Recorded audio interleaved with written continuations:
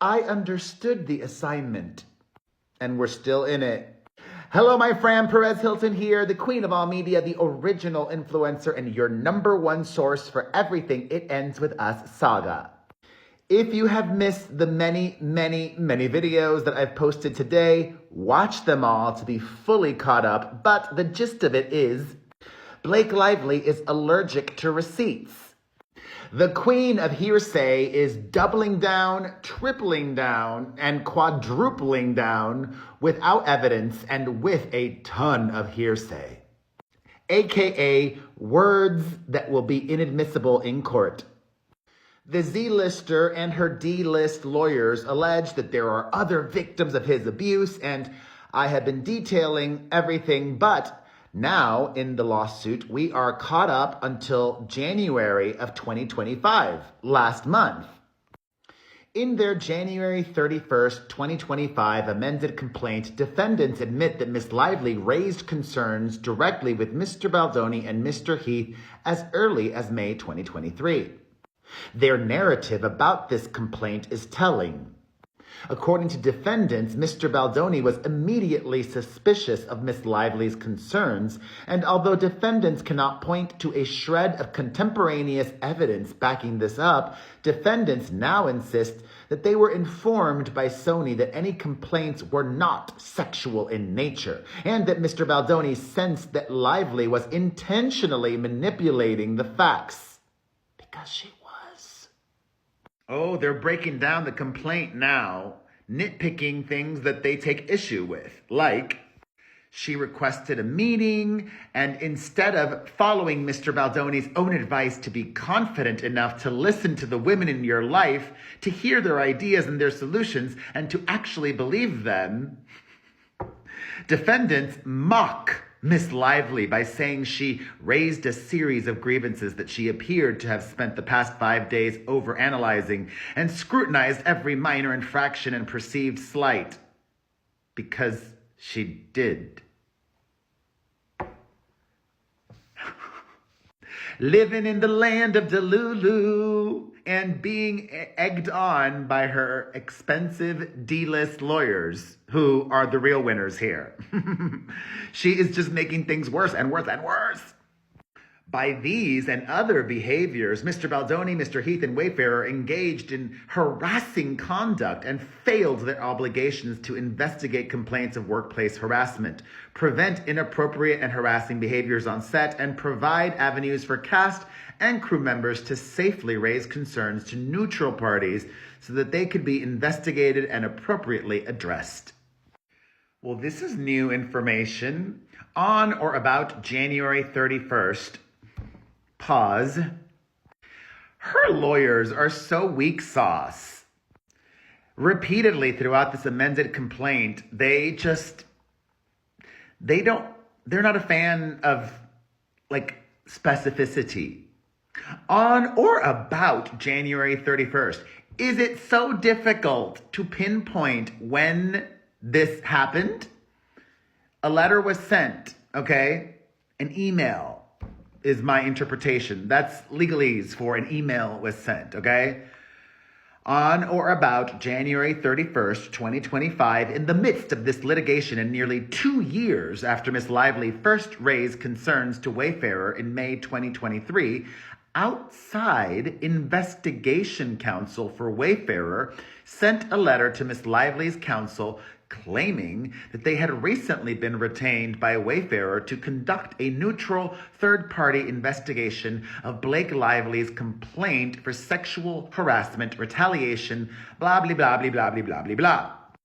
Wayfarer's outside investigation counsel asked to interview Ms. Lively and to have an introductory call with her counsel first. Ooh, they're trying to throw this outside investigating counsel under the bus. Ms. Lively's counsel engaged in an introductory call with Wayfarer's outside investigation counsel and another investigator on February 12th. The investigators acknowledged that Wayfarer had a legal mandate to conduct an investigation and confirmed that Wayfarer had not previously conducted any such investigation. Okay, if that is true, then that is That is wrong. I am approaching this with an open mind.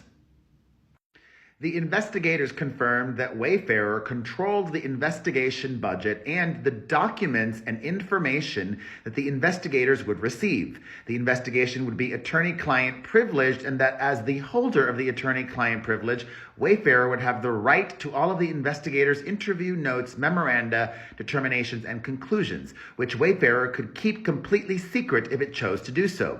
The Wayfarer party's counsel would have the right to sit in on the investigators' interviews with any of the Wayfarer parties.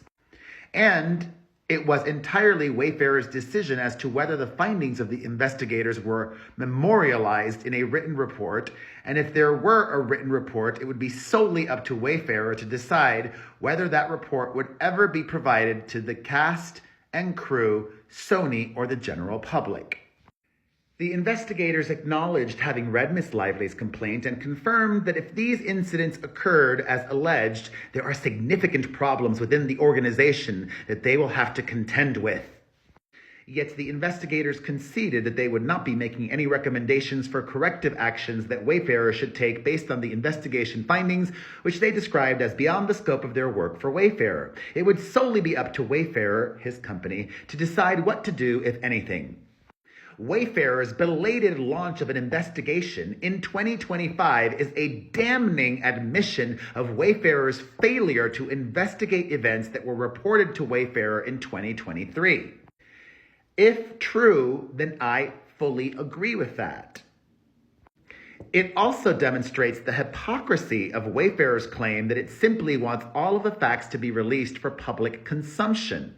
A privileged and confidential internal investigation that is financed and controlled by the same Wayfarer executives who have been sued for sexual harassment and retaliation is not an exercise in transparency, but a sham.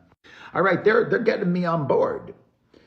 This is especially so when litigation has already been initiated that will allow for neutral fact finders to determine Wayfarer's liability based on documents and testimonies under oath provided by Messieurs Baldoni, Heath, and Sarowitz.